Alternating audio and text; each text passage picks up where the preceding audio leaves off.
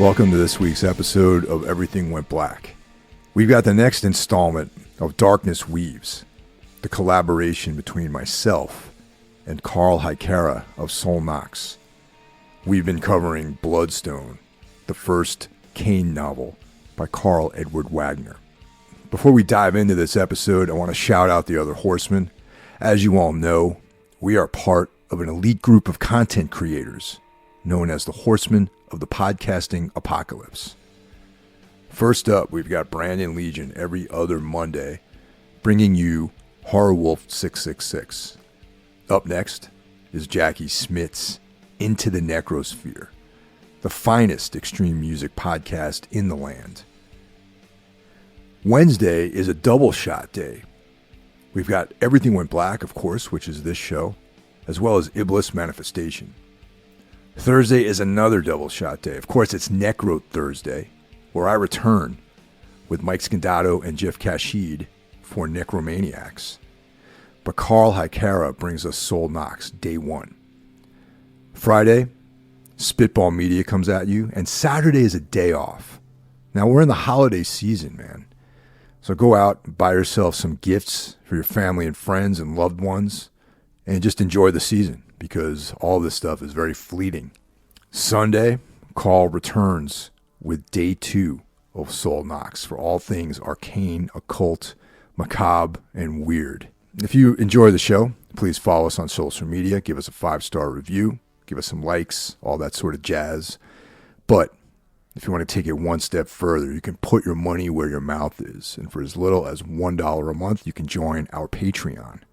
$1 gets you bonus content, $5 gets you early access to the shows plus bonus content, and $25 makes you a sponsor.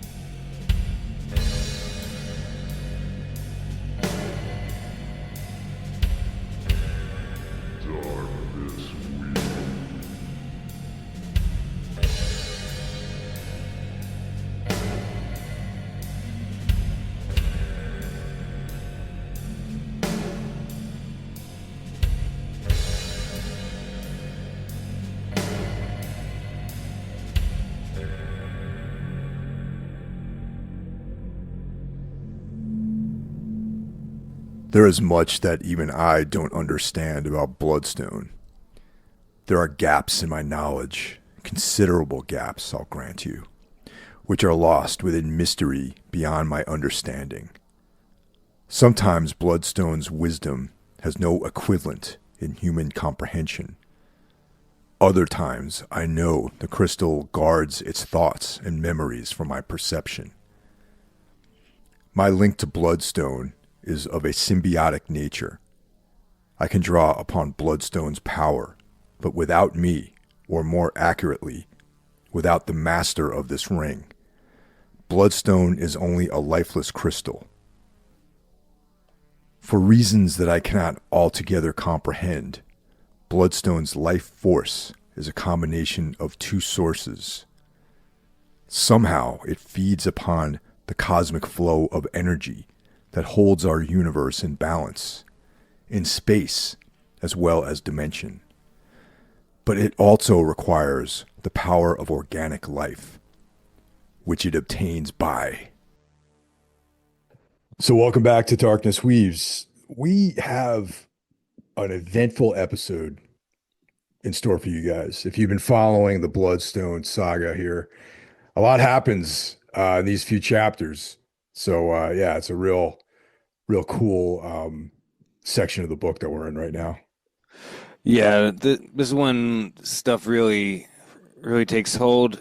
You start to realize that Kane is basically like the villain in a lot of ways. Like he literally is like the villain of He's this straight story. up. He Yeah. straight up is the bad guy in this story. Yeah, He's like the like if you look at back if you read like a Conan story, you got like the evil wizard that Conan has to defeat. He's trying to take over the world. That's Kane. Kane is the evil yeah, wizard. He's trying to take over the world. which I absolutely, think we man. predicted when we were well when we when he went to go find the Bloodstone. But it's definitely he lays out his whole plot in this section. So Yeah, so this covers chapters 14 through 20, and that would be Flight into Nightmare, Lord of Bloodstone, When Death is Unmasked, What Manner of Man, The Wolf Lays Plans, Dreams in Aralarty, and Night of Bloodstone. So quite a bit happens. yeah, yeah. So I guess if we start where we left off last time, Kane had put Therese into a boat and sent her down the river. Told her to be careful because with the rain and the flood, she could end up into the Craner Rill. swamp. Yeah, the Craner Yeah, Rill. But of course, what happens? She falls asleep on the boat and then wakes up and is like mired in Craner Rill, essentially, like like at the yeah. heart of it, basically. Yeah. It's funny because, it's like that kind of typical thing in a movie where it's like, you know, whatever you do, don't go down there, whatever you do, stay away from these guys. And Don't sure fall enough, that's where asleep. she ends it. Don't fall asleep. So she, of course, she's exhausted. She passes out in the boat, and then, of course, she ends up in the shallows of the river, stuck in Craner Rill, the last place that she ever wanted to be. Yeah. And hey, I mean, we've all been there. We've fallen asleep when we shouldn't have and everything, but Yeah. yeah. Um, So just to remind everyone, this is where the Reliti hang out. The nefarious like race of frogmen that Kane has control over. So of course, they attack Therese, and they secret her off to the city. yeah, like what they're gonna, what we kind of find out is that, yeah, they take her up to where they used to do all their rituals where they sacrifice people to the Bloodstone. And that's basically where they take her, and put her onto the what they think is an altar, but it's actually the control panel. And they're gonna like sacrifice her, and then all of a sudden, Kane like materializes out of the Bloodstone, basically. Yeah. Of course, he steps in and saves the day. Um, and this is right around the time where Therese learns of the double dealing that's been going on with Kane, Malchion, and Drybeck. Because of course Yeah, he's got tons of questions here. Like, he was fighting valiantly with their side, and you know, yeah, because she basically, yeah, the chapter Lord of Bloodstone is basically where everything's laid out. Like Kane basically is like, well, you're here, can't hide anything from you anymore. So he just starts telling her everything. Um, you get the feeling too that he kind of he ends up kind of like being into her. He's like into her kind of. So yeah, well, that you kind of also, saw that coming. Yeah, there was yeah, like foreshadowing of that like earlier on in the book too, and exactly, yeah, and the like he sets her free and explains, oh yeah, this isn't an altar, it's a controlled dais. They I told him I forbidden them to do these pointless sacrifices, but he says, this is funny. He says, it's a testament to Krellran engineering that the controls aren't completely jammed after centuries of such abuse. interesting. And this is the whole aspect of the book that I dig, like the kind of dark science fiction, part, alien technology, and so he shares with her all of his you know, knowledge that he has of the Krellrun civilization, who built the city, and put this whole system together with the Bloodstone. And but he's all isn't he? He's also kind of drugging her too. Um, Yeah, he he's drug. like giving her some kind of like medication or powders or something that sort of keeps her like out of it a little bit. Yeah, he like drugs her. As she like sleeps in his like kind of like the one room that he's kind of like made in the place for himself, which isn't very extravagant. It's just basically like a straw mattress on the floor. You know what I mean? um, yeah, she Kane told her that she had fallen prey to some fever, and he gave her these uh, powders to take. Eventually, she wakes up and starts walking around, and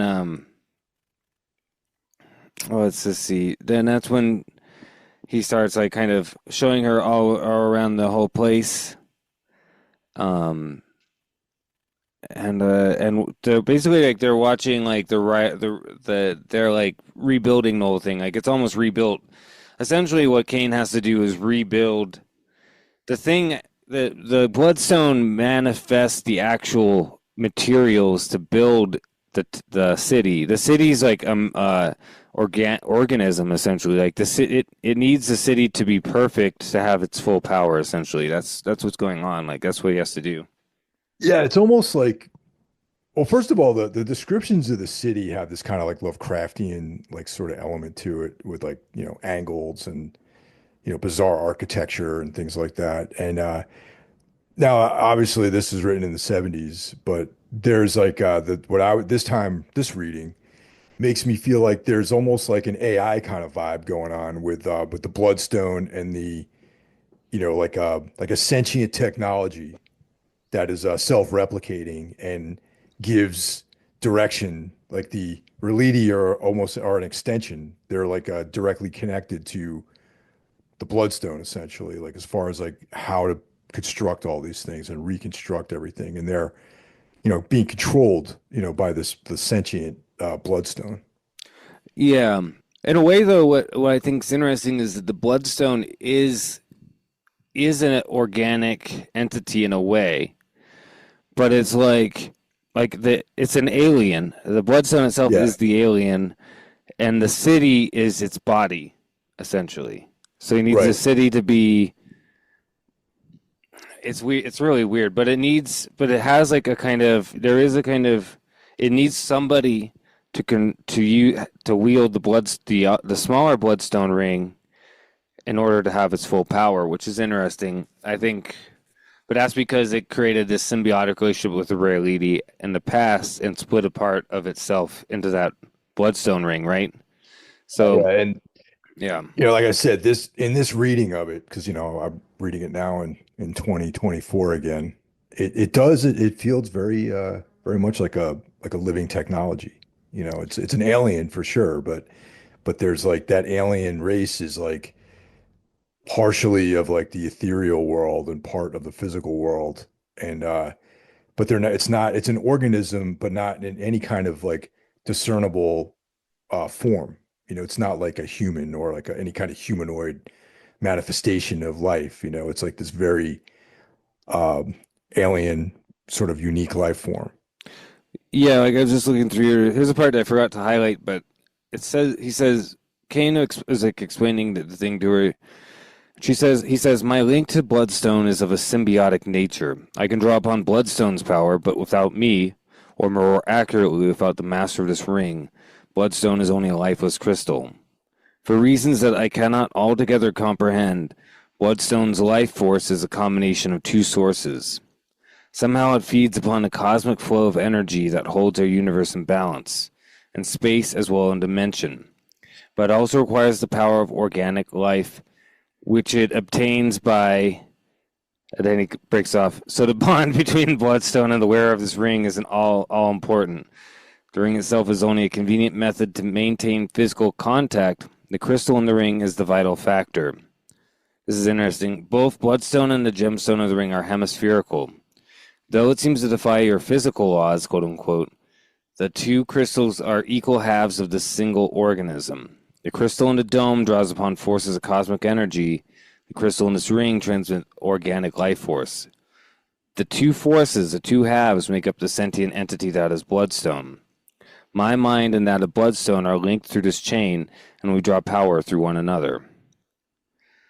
This is And then this is what's funny. She says, "Then you are a slave to this twofold vampire," sneered Terry's.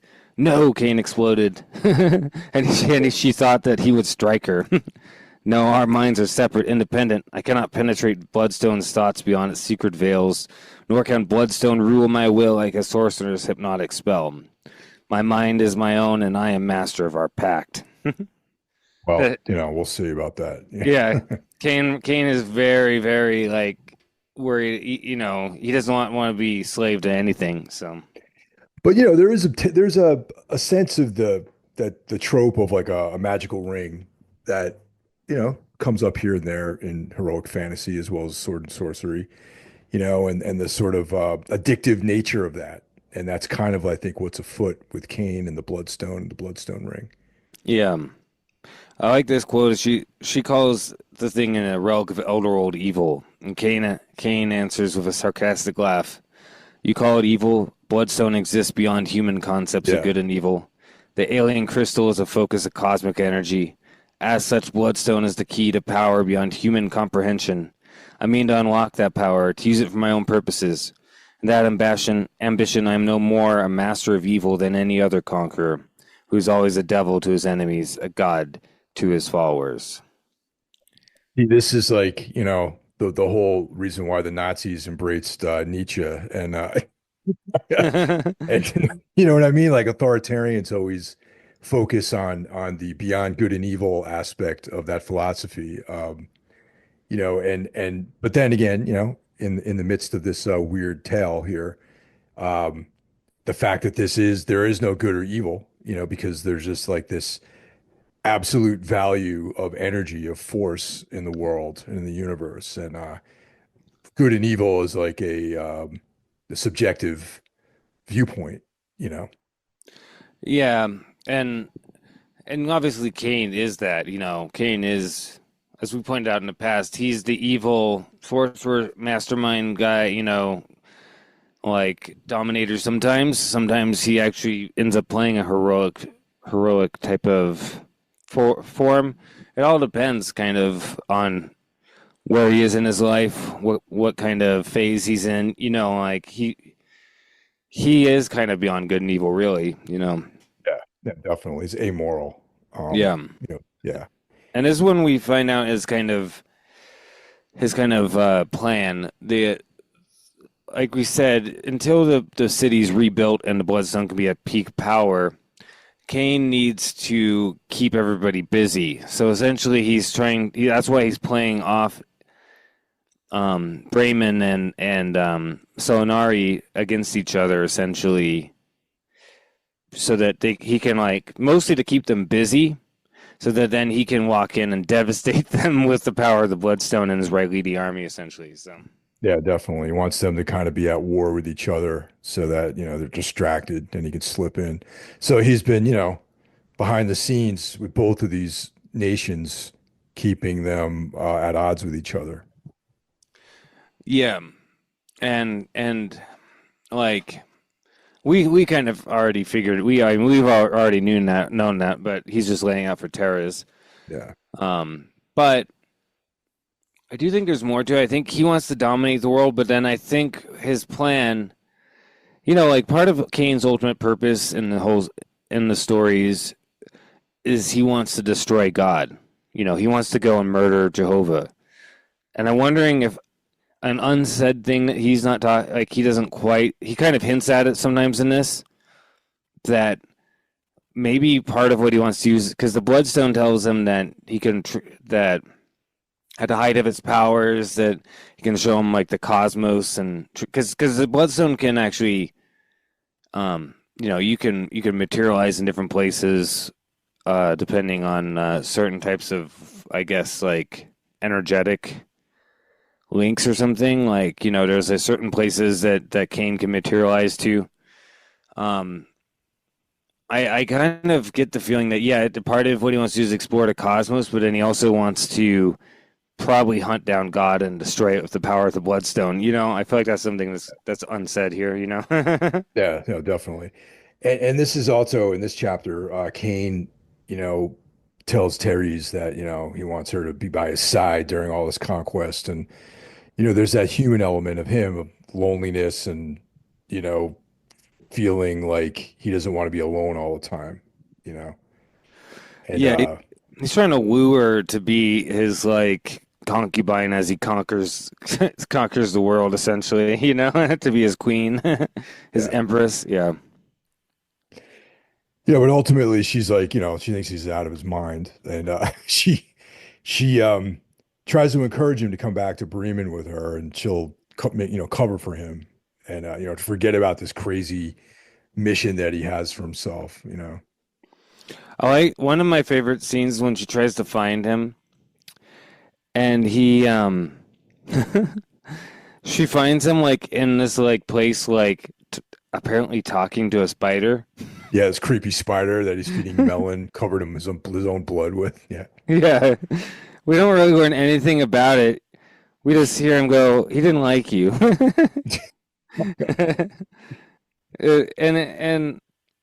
And then like they just kept walk they just like leave and they're just like it's not really commented on what the fuck he's doing.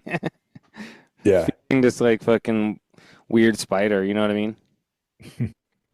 It's weird sentient spider. But yeah, I mean Therese and him end up they have all these conversations like and one line I like in this is the soldiers who fell doubtless smiled at the rightness of their dying. Death is death, victory is victory, the difference is strength, of men, of weapons, of strategy, whatever. Bloodstone is my strength, strength greater than any armory, and victory always decides the morality of war after the fact. Kind of breaks it down to her that he's immortal too. Because like there's this whole thing about how old he is and what she sees him as being like maybe 15 years older than her or something like that. But he was like, no, I can't die basically. Yeah, exactly. And this is another part, and this kind of interesting because this line I think is interesting, and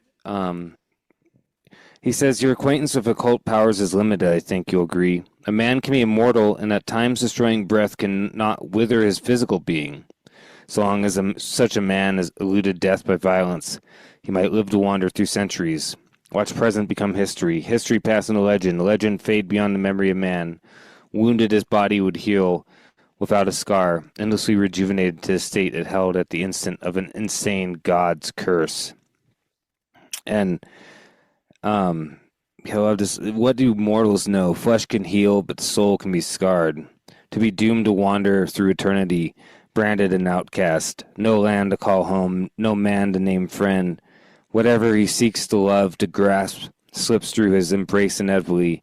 Age consumes the bones of his hope, the loneliness, only memories, cold phantoms to torture his dreams, and the hideous smothering boredom that creeps more stifling with each decade, as the taste of life's frantic delights and transient interests grows stale and dry upon his spirit. It is a curse that waxes less endurable with each passing year. Imagine, if you can, how infinitely precious any chance to discover a new adventure would become to this man. That's some of my favorite stuff in the Kane stories, where he talks about being lonely and wandering through the centuries by himself, and just like that incredible like devastating feeling of watching everything come to pass. Those are like some of my favorite pieces of the Kane mythos. Yeah, and it reminds me a lot of some, um, at some point this like probably next week we'll be recording the Nosferatu 1979 Hmm. episode for Solenox, and I think Oh that yeah, there's a lot of connections between those types of between the things in that movie and what Kane is talking about. yeah, definitely, especially in the Herzog version of Nosferatu. Yeah, There's a lot of that. So he's like Kinski plays like the emotional Orlok. You know what I mean? yeah, he's like lonely and tired of life, kind of.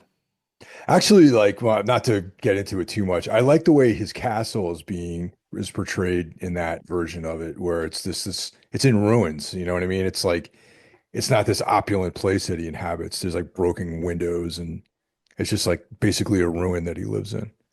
Yeah, yeah, it's awesome. As we'll get into in the We'll get into episode. that next week. One thing I think that Eggers filmed the same castle, so for That's the new awesome. Nosferatu. So I love it. yeah, um, but there,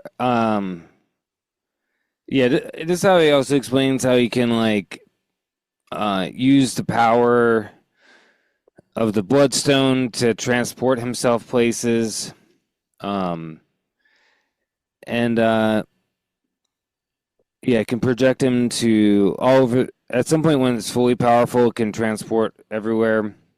This is when we find out all about that. Um, and this is kind of where he explains the full range of Bloodstone's power is incalculable. Even imagination as jaded as mind falters incredulously at the images which flash like dying stars across the blackness of its mind.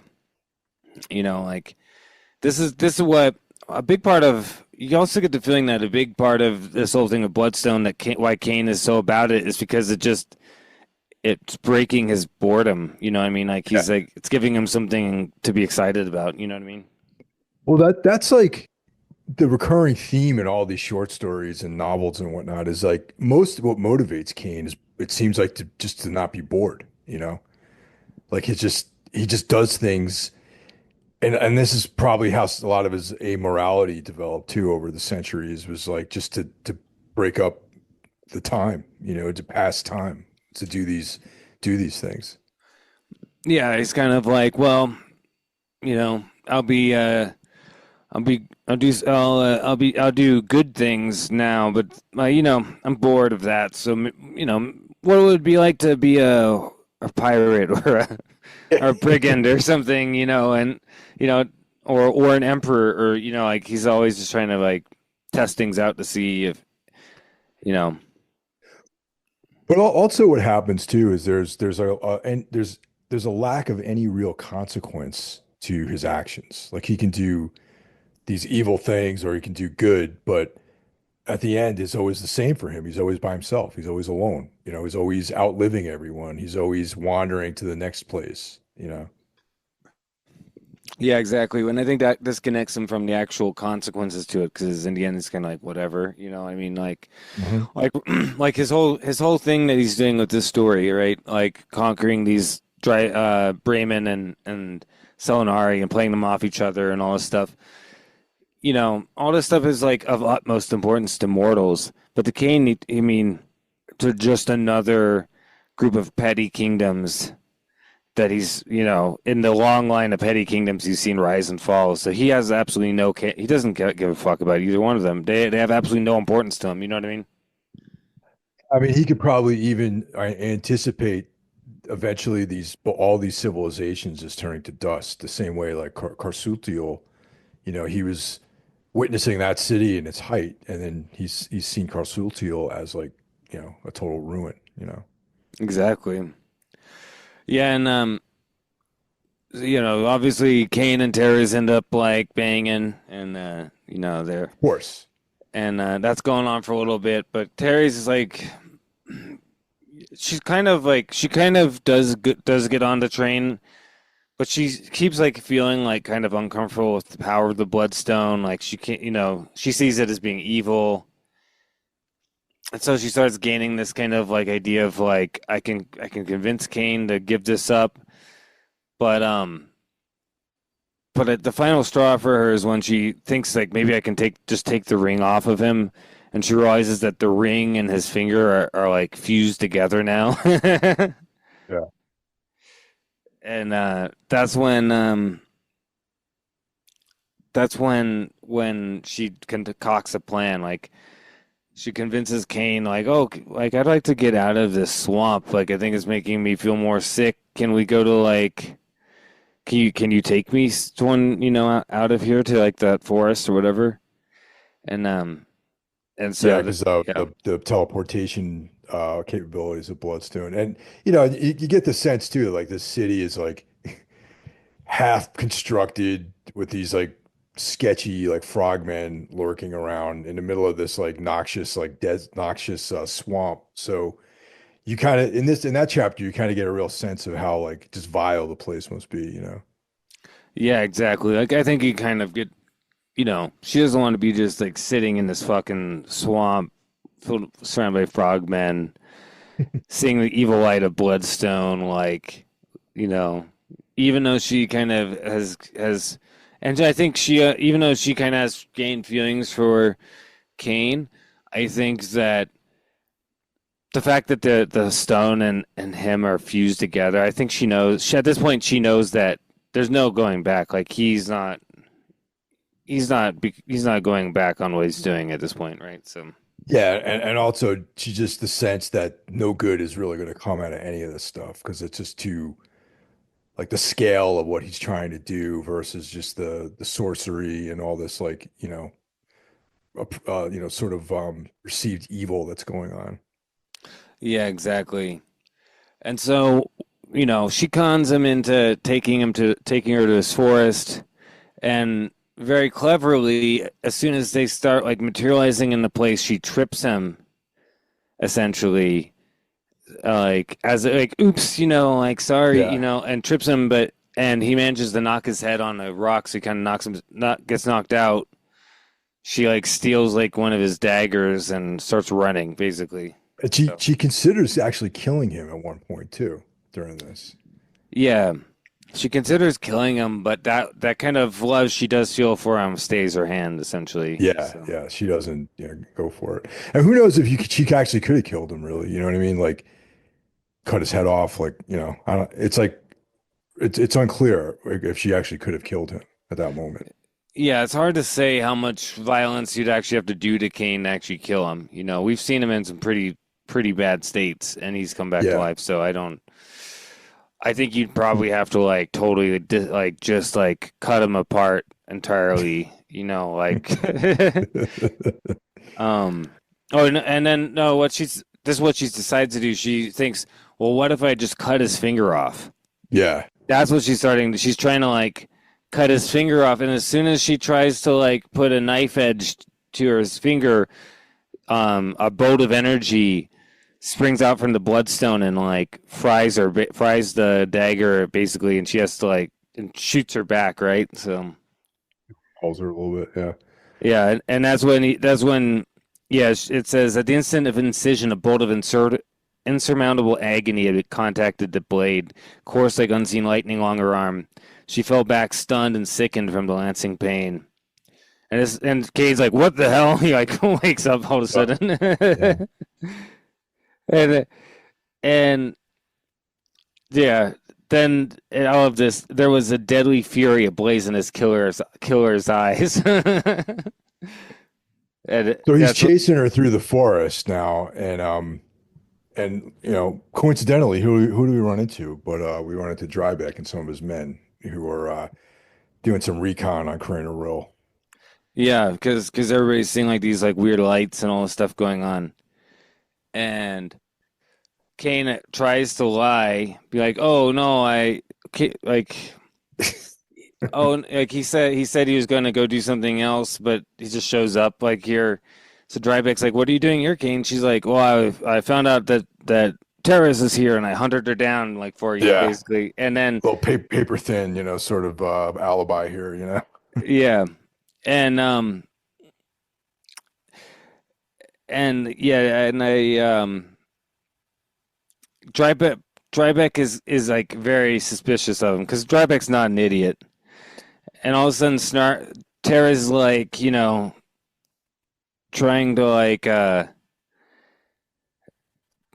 telling him like be like, no, don't be a fool, Drybeck. Like he's trying to like play you off of us, and he's trying to create this evil power. And Kane's basically trying to be like, oh, don't listen to her. She's just making up stuff or whatever. And Come to this moment of truth where she tells Drybeck about the ring and how it's stuck on his finger, like it's part of his finger now. And Drybeck directs him to, well, show me the ring, take it off. Like and that he makes it, up this story about how Oh, well, I had a jeweler like resize it for me, and now it's like too small and I can't get it off. Yeah, and at this point, like once Kane realizes that these lies aren't working, he's like, he just fucking blasts them, blasts all these He just soldiers starts with the ring. blasting everyone. Yeah. He's like, well, this ain't working out too well, so let me get out of this, the simple way. Yeah, he just kind of gives up. At some point, when he realizes he can't do it, he just starts blasting all these soldiers with the ring power, and they like burn to a crisp and shit. And Yeah. Dryback basically But pulls Terrors up behind him and runs off on the horse. yeah, he's like, it's better to retreat than try to face this guy. Yeah, yeah. He like, I mean, but Kane basically kills almost all of Dryback's soldiers with the ring, essentially. So Yeah. And they escape. yeah, So this brings us into the next chapter, what manner of man. And one Tribeca and I'm sorry, go ahead. one thing I like about this, the final part of the state of this chapter, the mask was shattered, a land was raised against Kane, one man and the dark legacy of Elder Earth. Nice. Yeah. Yeah, Yeah. Wagner really knows how to put a sentence together, that's for sure. yeah, So yeah, this brings us into what manner of man, the next chapter, and this is Drybeck and Terry's make it back to Selinari. Selinari, yeah. yeah, And they discuss Kane's treachery and the provoked invasion of Malchion was basically manipulated into invading Selinari. You know that whole thing is that plot is basically revealed in back at Selinari with Drybeck and his council. yeah, and essentially, Dryback starts piecing things together. Like he didn't. Like it seems like Drybeck has some knowledge of Kane as like a legendary figure, but he didn't think this Kane was the same Kane as the Kane from myth and legend, right? You know. Yeah, he talks about the works of Kethrid, who and once again we go back to Karsultiel, who he was an ancient adventurer, philosopher, explorer who influenced Karsultiel back in the day.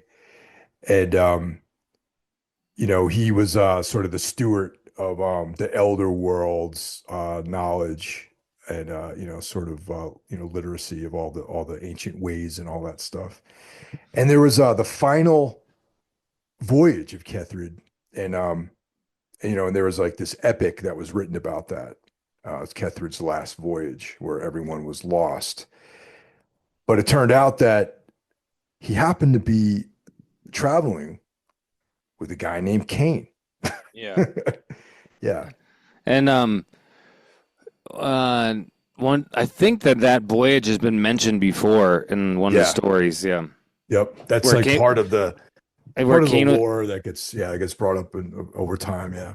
doesn't Kane like muse on Kethrid or something like that? Like at one Yeah. I point. forgot what story it was in, but it was he brings it up. It was another one of these stories where they were talking about him as someone suspecting that he was part of this legendary, lore, and then he muses about Kethrid. Yeah, like he's kind of remembering him. Yeah. And I don't remember which story it was, but you know, they essentially like Terry's and Drybeck come up with this whole thing of like, oh no, we got to stop this war. We got to unite against Kane. So Terry's is gonna go up and talk to Malchian about like, instead of fighting each other, like working together to kill Kane, essentially, right? So Yeah, I mean that's a sound idea, but as we learn later on, that may or may not made any difference at all, really.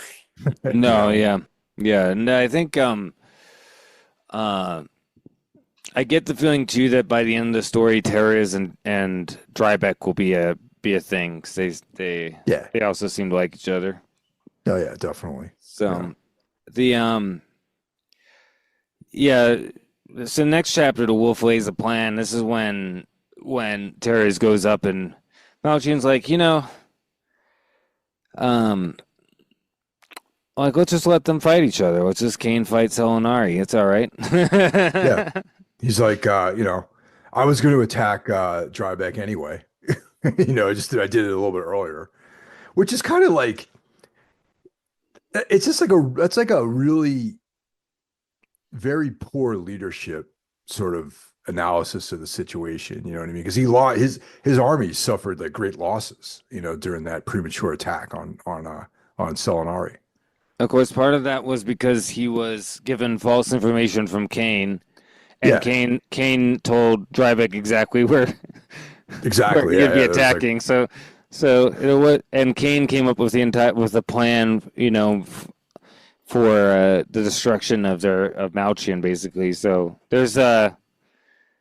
he did have some stuff going against him with that, but right, but I mean like his whole like dismissal of that, just being like, with all the things that you said, exactly. But like with his whole like, you know, I would have gotten to it eventually, but almost discounting the treachery and losses that he suffered, though. You know what I mean? I just yeah, thought that was an exactly. odd way for like a ruler to analyze the situation. Yeah, but it kind of makes sense with his personality that we got. Yeah.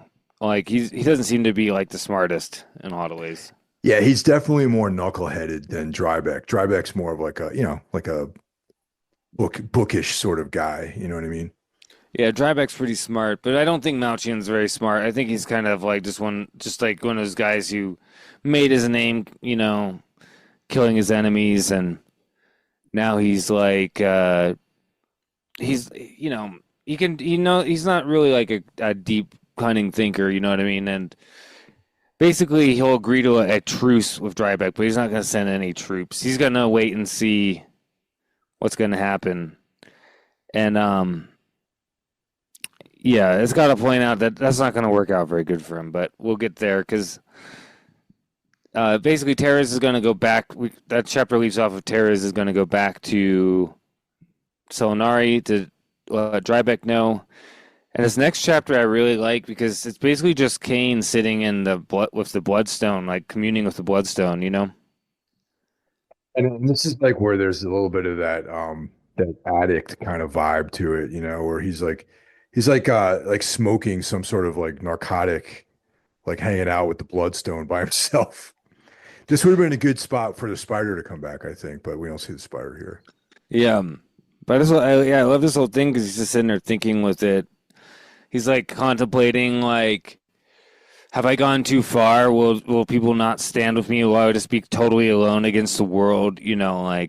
Um, the what I like about it though is that it's just like a kind of dialogue with him and Bloodstone, but there's not really. You have to kind of figure out which one is Bloodstone and which one is Kane. Like, what's thinking? You know what I mean? Exactly. Yeah. And Uh, it's like, once again, that sort of semi-familiar trope of like some kind of talisman, like overtaking your personality. And, but it's done really well though with Wagner at the helm. yeah, and I like this whole part where like Kane's like, well, I thought this lady would help me have some happiness, and but then like the Bloodstone's like, have you forgotten like that they get old and wrinkled while you stay the same Yeah. age. And I love this part. It was a woman who poisoned you, deluded you, betrayed you. Can you deny now that love is the most cancerous of human weaknesses? Or raise whose emotions overrule rational thought should compensate for this feeling and harness the stronger emotions. Hate and fear are far more dynamic principles in love. The former builds empires, the later throws them away. Nice. I'm just like the fucking Bloodstones, like just playing into all the worst parts of Kane, isn't it? Yeah, that's exactly what I'm saying though. It's like there's like that nihilistic sort of almost codependence or addiction element to this relationship that they have. Yeah, I'm feeling like they have like some. The one thing about the Bloodstone and Kane, though, with their communion, is we find out that the Bloodstone, there are others of its kind in the universe, and that it feels loneliness too. So I feel like Kane and the Bloodstone do have a kind of weird like connection with each other in that way. They can understand each other in the sense of both being immortal beings who are like lonely. You know what I mean? Yeah, yeah. And like I said earlier, that's like some of my favorite elements of Wagner's stories with Kane. Yeah, and then and and this also like when we get to at the end of the chapter, he breaks contact with the Bloodstone, and then he smokes some. Basically, sounds like he smokes some opium and falls asleep. Yeah. And the next chapter, the last chapter of what we're talking about, Night of Bloodstone. This is a crazy chapter. So Oh not yeah, dude. This I, is go ahead. What were you gonna say? I didn't 100% expect what was going to happen. Yeah. Yeah, I mean it's basically Kane unleashing mass destruction on Bremen, Yeah. you He know, like he which is he like he bypasses Selinari entirely. He uses the power of the Bloodstone to basically create a channel into the earth straight from the heart of uh of the of the swamp of the city all the way up to Bremen, and all these like ships go out powered by the power of the Bloodstone, essentially, like and they ride up like super fast, like faster than anybody can imagine, right up this like channel he's created, carved in the world, and basically completely destroy Bremen from the face of the earth. it's definitely a gangster move, man, to do something like that. Like to just like unleash the raw power of this thing to modify like the earth itself. And it's pretty awesome. The chapter is like as far as action goes, it's probably the pinnacle of the book so far. Yeah, it's very action packed. You know, Wagner's always really good at writing uh, battle scenes. You know, like the battle earlier, like he's very good at doing that. But yeah, this is just like mass destruction. Like they write up, Kane is creating like a shield around himself so that the arrows won't go through. Blast like the front door down. The Rylidi run in, start slaughtering everybody. They set fire to the place. When Malchian finally retreats into his keep, Kane just blasts it to a point that just falls apart, basically. Like, it's brutal. Just annihilates and incinerates all of Bremen, just turns it into a ruin, essentially. Yeah. It's creepy too the way he describes like the spectral fleet coursed along the river, like Yeah. yeah, doom descended upon Bremen. And I was like, no, the thing about it is no one was expecting anything like this to happen. I mean, it No, complete the least to of which me, Malchian. Malchian yeah, thought he was just going to ride this out and like observe, you know. that's what I think is the most gangster part about it is that do the unexpected. That's the most Kane part of it is that rather than like do what they expect and try to destroy Selinari, he's just going to go straight to Bremen and put everybody off balance because they're not going to expect that what he's doing. You know what I mean? It really like he's making an example of Bremen essentially, right? And also, I think that deep down, he still is fond of Drybeck and Terry's, I think. I think that Kane has a little bit more, likes Drybeck more because in some ways he's similar to him personality wise. And of course, he has feelings for Therese. Yeah, I do think there's that aspect of. I do think that he like him and Drybeck. I think Kane likes Drybeck more. Yeah, like you said, like they seem to grasp each other. Malchian, I think Kane just sees as basically like a subhuman or something. Essentially, like I think he really looks down Yeah. on him. You know what I mean? Yeah, he definitely looks down on Malchian for sure. Because he's, like I said earlier, he's like more of like a knucklehead, just kind of, not very smart. I love like this part where they say that um, at the head of the amphibians charged stood a glowing figure, a man-shaped specter formed of living energy, or perhaps encased in a wavering armor of baleful green fire. Like a vengeful demon, the shimmering figure strode toward the river gate, his army of blood-mad fiends at his back. Just like Kane's like, I mean, this is like, can you imagine like how fucking crazy that would be, in this kind of medieval world? Are you familiar with the artwork of Jack Kirby, the old Marvel artist? Yeah, definitely. Yeah. This battle scene would have been great if it was illustrated by Jack Kirby because he draws like all that cosmic stuff like so good, I think. Yeah, this also reminds me of I don't know how much further you've gotten in R. Scott Baker's stuff, but you get to a point in the stuff where they start discovering these things called a spear, but it's actually seems to be like a because like the main enemies in that series are these kind of Lovecraftian like alien entities, but there are these like spears that actually are seem to be laser things. Like it's kind of similar to this in a lot of ways. I think Baker's probably influenced by Wagner, like pretty directly, but I can definitely see the influence of Bloodstone on that series. You know what I mean? Really. Um, yeah, so a lot happened in this section of the book. Kane's plot is revealed. One of the two cities in this saga has been destroyed, utterly destroyed, and turned into smoking, smoldering ruins. And but yet the plot thickens. So yeah, still not exactly sure. This is, I wouldn't be sure where this is going to go at this point of the story.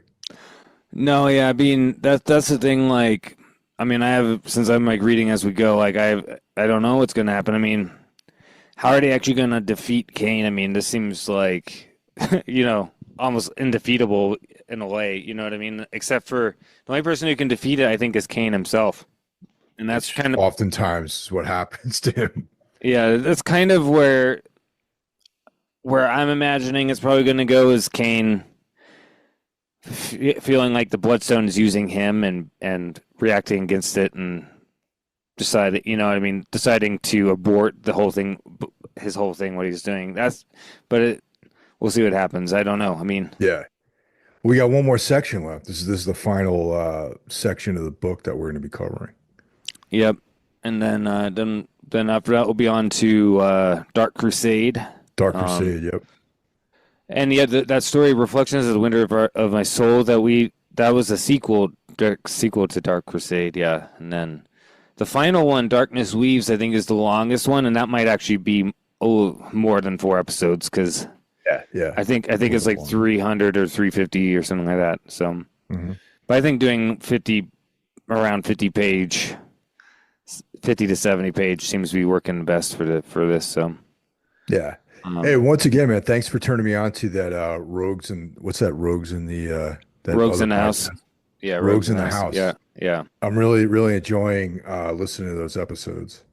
yeah. I think like I've been getting more into Chromecast as well, but I think Chromecast is good for like more like people like talking about the stories. But I think Yeah. that Rogues and House is better for actually like kind of keeping they do a lot better job of keeping you up to date on what's going on in the sword and sorcery world, be it in comics, movies, books. You know what I mean? Like, and then they'll do Yeah. a pretty good conversation about whatever their topic is. Like, and they have really cool guests on there. I mean, they got the guys from Heroic Signatures. They have like Sarah Frazetta on a couple episodes. Yeah, I Like, haven't listened to that one yet. That's on my list.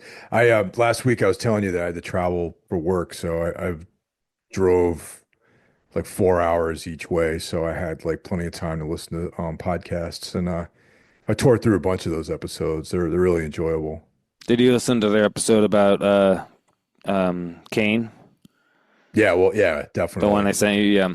Yep, It's, that was the first one I listened to, and then I was like, oh shit, these guys are good. So I went through. They had the Savage Sword episode. There was one on 13 Warriors. Uh, there's the guy from the short story, the Titan. What's that called again? Legends. Heroic Signatures. Yeah. Heroic Signatures. That was a good one. I started reading. I read the Laird Barron one, and I under your direction, I got a bunch of those on Kindle for like $2 each, so you can't really go wrong with that. Yeah, exactly. Yeah, I knew about it before, but I kind of like I was gonna buy them, a few like I don't know 6 months ago or something, and then kind of forgot about it. So I recently started buying most. I think I bought most of them as well. There's some good ones in there for sure. Yeah, I think it's a cool idea. I know what their ultimate plan is if it's successful, they'll put out a actual physical book of all the stories in it, every year or something like that, which I think is cool. Yeah, well, and that's why you gotta support it. as they come out. So that's why, I bought the Kindle versions. And yeah, $2 story, man. You can't really go wrong with $2. That's less than a cup of coffee these days. Yeah, $2 for a 50 to 100 page story about Conan or Kane, or they have Dark Agnes and Yep. El Borak, and all his characters is pretty cool. Written Um, by some of the better horror writers, currently. yeah, like Laird Barron, Scott Odin, the same guy who wrote Conan and City of Dead has done one. Yeah, a lot of Have you read people. those? Have you read those novels? Not yet. I actually last week Audible had like a big sale, and I was able to pick up the audiobook for City of the Dead for $2. So Oh wow. I'm going to give it a listen. If I like it, I'll probably pick it up a hardcover as well, hardback as hard copy as well. But apparently, a lot of people say from at least as far as '90s Conan pastiche novels. Apparently, his stuff is really good. So, um, It I've been seems like listening. Sword and Sorcery is like kind of like an there's it seems like there's a lot of good stuff right now, doesn't it? Like as far as Sword and Sorcery goes. Yeah, I mean, I found like I sent you the one New Age Sword and Sorcery magazine. It looks pretty cool. Like, I think that there's a lot of there's a couple other modern. I think there's one called like Savage Monthly or something. Like, there's a lot Hmm. of modern like sword and sorcery magazines and anthologies and stuff. It seems to be taking off, which I think is really cool. Yeah, no, definitely. And yeah, it's it's a really good time to just be getting into this stuff. And of course the Titan Conan comics are that's some of the best stuff in years, really. Yeah, it's awesome. Yeah, I'll probably listen to City Dead once I finish. Right now, I've been listening to a series called the Bloodstone trilogy by this guy named John Gwynn, which is spelled like Gwynne. And it's a fucking awesome trilogy. I'm on the last book. It's basically set. He's kind of created a fantasy world that's loosely based off of like kind of Nordic Viking type of culture and myths, but he's created his own whole like his own gods and stuff. It's just inspired by Viking culture, but it's like a 100% like fantasy thing. But it's really good. It's really brutal. Like he writes in more of a way like David Gemmell.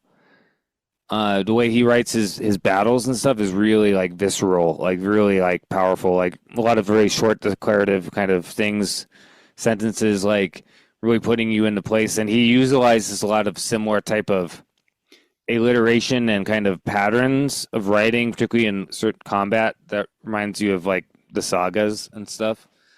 Um, but it's a really cool series. That's something I can recommend quite a bit. I blasted through the first two books on audiobook. I'm like listening to the last one right now, and it's yeah, just this guy's just a really good writer. He just really knows how to like propel the story forward. You know what I mean?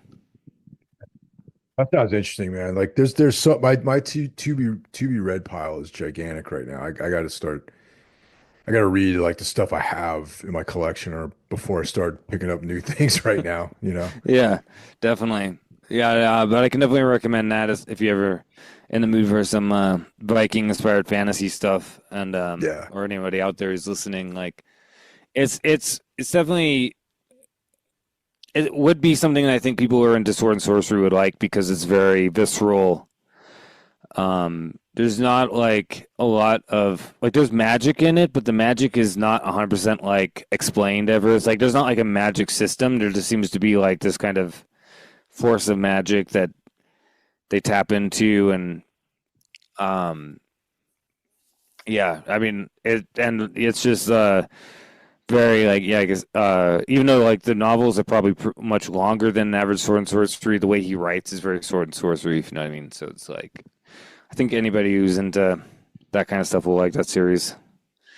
Once I finish that, I'll probably hit the City of the Dead and see how those are. I got those in my in my cart for on Amazon, but I have to knock off a few of these other books I have mocking me on my nightstand before I get anything new.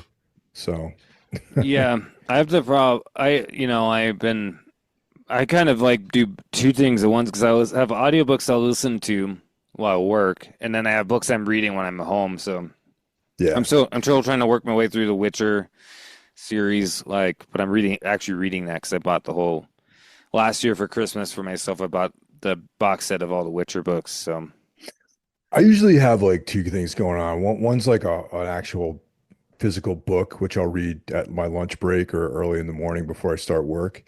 And then I have something on my Kindle, which is maybe like a little bit less, like a little bit easier to read because I'll read that right before I go to sleep. You know what I mean? Like 'cause you can get the Kindle, you can read it with no lights on. You know, you can read it in the dark. So if I'm laying in bed with my, with Tina or something like that, and I could just read that for a little bit before I go to bed every night. So that's usually how I got things going on.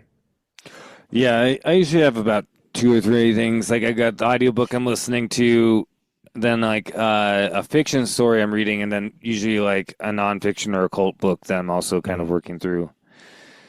Like, maybe a couple of those, like I'll read a little bit, here and there. I haven't been getting as much reading at home done as I'd like to, though. Like, sometimes when we get home, I'm like, because I just got a PS5 recently. My friend gave me Oh one, yeah. so I've been playing like The Witcher 3 and stuff. So but Yeah, that dude. it's been, which I've been trying not to spend too much time doing that, but it's definitely been enjoying it. I have intentionally stayed away from gaming for that reason, man. Because like I remember like back in the day when Doom came out, I would disappear. Like I played Doom. Me and one of my buddies would play Doom for like hours and hours and hours, man. And like um I'm like, man, if I'm ever gonna get anything done, I need to stay away from this game. So and then of course, decades later, gaming now is like on a completely different level. And I know that some of these like Cthulhu games that I've seen online, I'm like, man, I would just like never get anything done if I got into gaming. Yeah, between like really great like horror games and then like a lot of really great RPG games, like because I mostly just play RPG games or horror or some first person shooters. And I mean, a game like The Witcher 3, for example, I mean, I've been playing that game for like 30 hours or something, and I'm like barely gotten. I'm like, I don't even know, like two thirds of a. I'm not even a third of the way through, or even a quarter probably. Like there's like, I think hundreds of hours of shit to do in those games now. You know what I mean? So it's like Yeah. I just kind of I'll like hit it for like when I have time, like for an hour or two, try to do some stuff on it. And then I try not to spend too much time like at once because, yeah, I don't want to be up like super late. I want to get our stuff done. But it's pretty fun if you have like the self control to like, oh, I'm just going to play this for an hour or two. Like, they can be pretty fun. I mean, those games are really inspiring. Like games like Witcher or Skyrim or whatever, like kind of like existing in this fantasy world for a little bit. It's cool. Someday I'm sure I'll fall into that. But for now, I want to Yeah. keep that stuff under control. Yeah, sometimes it's better to, if you know yourself, to not if you know it's gonna, it might get too sucked in too much. Sometimes it's good to have that self-control. Yeah. Right on, man. So yeah, we got through this and looking forward to the next installment of this. And thanks for listening, everybody. Yeah, thank you guys.